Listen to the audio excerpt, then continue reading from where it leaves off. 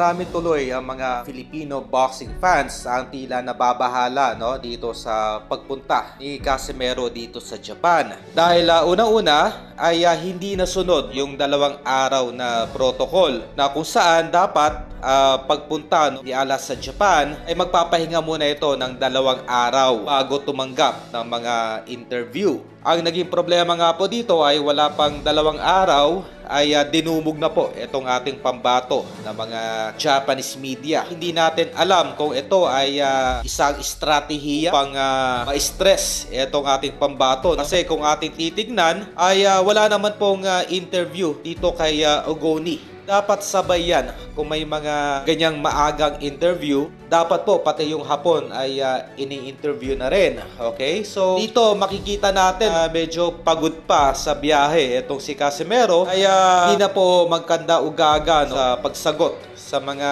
tanong mula sa mga Japanese media.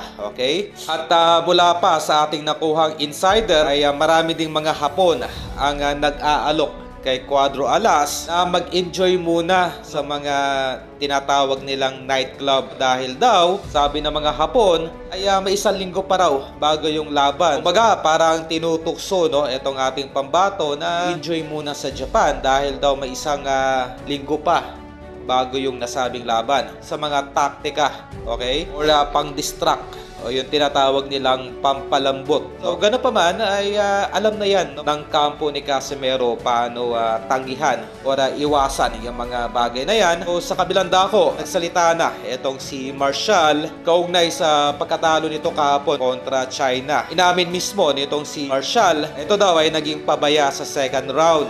Okay? So, mapapansin naman, pasuntok ito sa 2nd round. Kumbaga, nadali po sa puntusan. Mula sa mga komento sa nasabing live stream kanina ni Marshall ay lahat po ay nagko-comment na tila utong bakaw nga po ang nangyari at nadaya nga po itong ating